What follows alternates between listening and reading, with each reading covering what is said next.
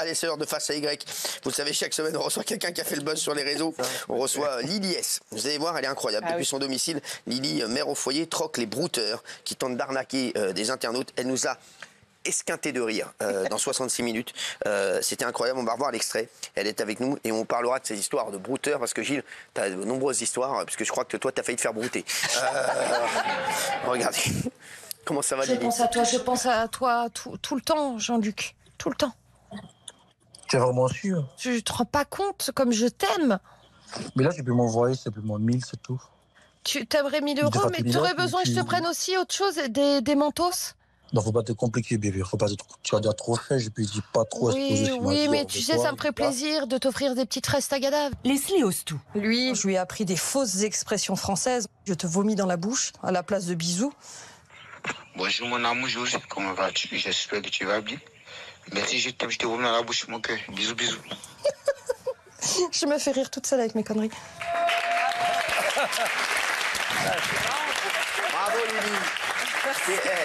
Qui en plus de faire du bien, parce que c'est important ce qu'elle fait, non, c'est de vraies arnaques, il faut le dire, on a vu des gens qui étaient en énorme détresse, en plus elle est très drôle, donc ce qui n'enlève rien. Merci d'être avec nous Lily. Vous êtes ce qu'on appelle une justicière en guerre contre les brouteurs, ces personnes qui font des arnaques. On va rappeler ce qu'est un brouteur, Gilles. Un brouteur, c'est quelqu'un qui est souvent basé en Afrique de l'Ouest, donc par exemple au Ghana, au Bénin ou en Côte d'Ivoire, qui va dans un cybercafé, ce sont des gangs organisés, et qui va réussir à entrer en contact en envoyant de faux messages, de fausses photos avec des gens, parfois des femmes ou des hommes vulnérables en détresse, créer une emprise et globalement les faire payer très cher sur une arnaque en disant voilà, je vais être ta femme ou ton mari, ou alors je suis à l'hôpital, je suis en difficulté, aide-moi, etc.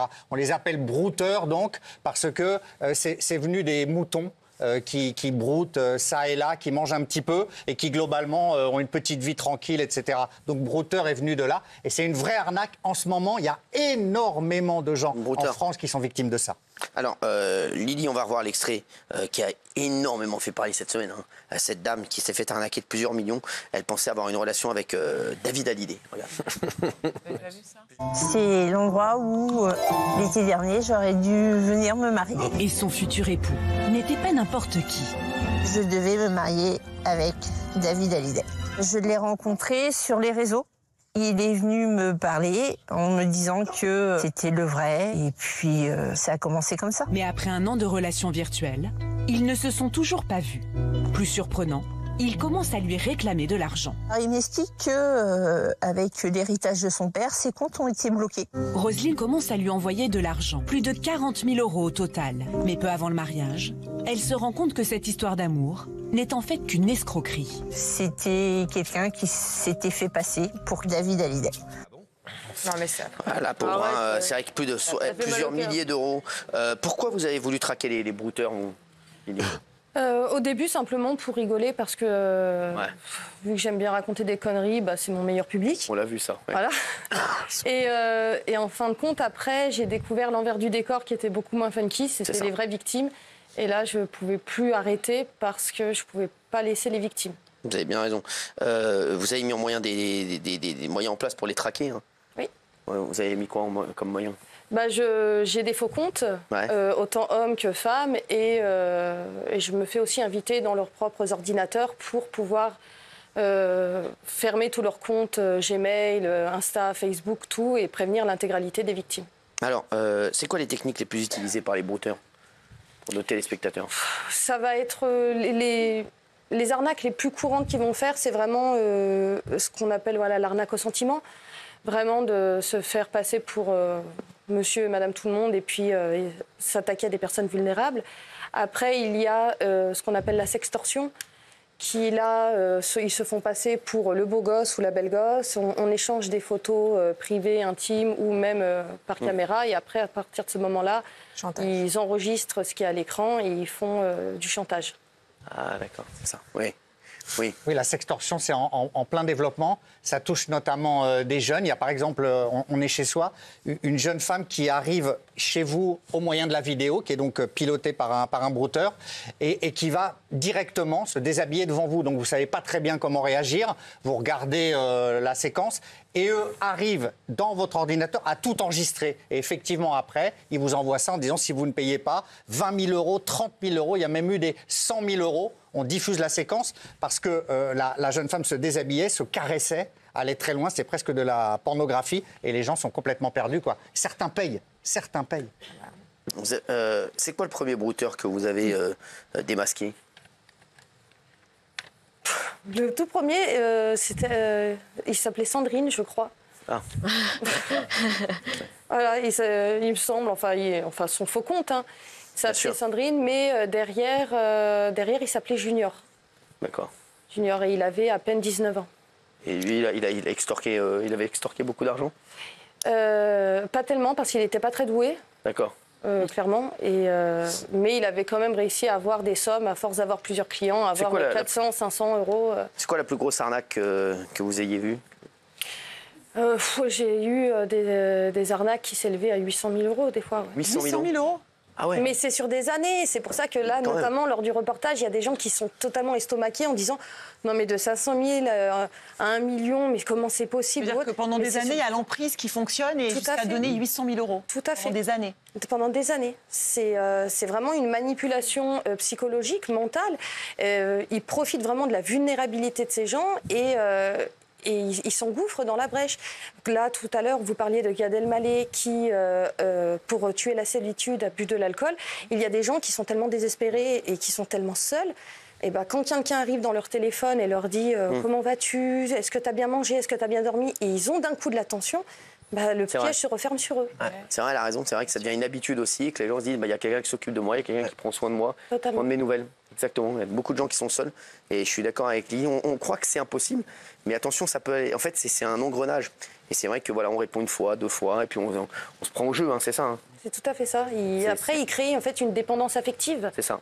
Et les gens se retrouvent vraiment piégés. Peut-être on l'appelle et tout. Est-ce qu'il y a un profil type des gens broutés? Est-ce que c'est des gens donc forcément célibataires ou pas, avec des enfants, seuls, sans famille? Non, ça peut un peu être tout le monde, mais majoritairement, ils s'attaquent essentiellement à des personnes qui vont avoir, on va dire, à partir de la cinquantaine, parce qu'ils vont se dire, bon, à partir de ce moment-là, il y en a qui peuvent être seuls, qui peuvent être veuves, qui ont envie de se sentir désirés, ou alors ils s'attaquent plutôt aux très jeunes, qui ont grandi avec les réseaux sociaux et qui n'ont plus tellement conscience des dangers. Et là, pour les jeunes, c'est plus des sextorsions. Et comment ils font, pardon, parce que effectivement, au bout d'un moment, j'imagine que la personne qui a été broutée va vouloir voir, rencontrer. Comment ils arrivent à dire, non, on va pas se revoir maintenant, on va pas se voir tout de suite. Comment ils poussent parce que vous dites que c'est sur des années parfois. Alors ils utilisent un logiciel en fait pour pouvoir mettre une vidéo à la place de la caméra, ce qui grille généralement. C'est que vous avez l'image, mais vous n'avez pas le son. Donc voilà. Mais après, ils ont toujours une excuse, en fait. Qu'importe, dès que vous allez lui dire, bon, bah voilà, tu viens dimanche, ah bah je peux pas. Bien sûr. Il y a toujours une excuse pour pas venir. Juliette. En fait, c'est vrai que derrière ces escroqueries, souvent, on en rigole de loin, ça nous fait un peu rire, de se dire comment on peut être aussi naïf et tomber dans ce genre de choses. Mais il ne faut pas oublier qu'en fait, oui, il y a vraiment l'exploitation d'une misère et d'une réelle détresse humaine. Et il y a aussi d'autres choses qui peuvent ruiner la vie des gens. Ce sont les faux emails et les faux SMS qu'on rencontre, notamment, par exemple, vous savez, les faux emails de... bonjour, vous êtes accusé de pédopornographie, vous êtes accusé d'avoir téléchargé des images. Eh bien, il y a un monsieur dans le Sud qui a eu tellement peur qu'on lui ruine sa vie, tellement peur d'avoir cliqué sur le mauvais lien à un moment et d'être tombé sur des images qu'il n'aurait pas dû voir, qui s'est suicidé. Ah ouais. Et donc je pense qu'il faudrait qu'il y ait une vraie prévention pour les jeunes, mais aussi pour les plus vieux, qui n'ont pas cette culture Internet et cette capacité de dissocier le vrai du faux.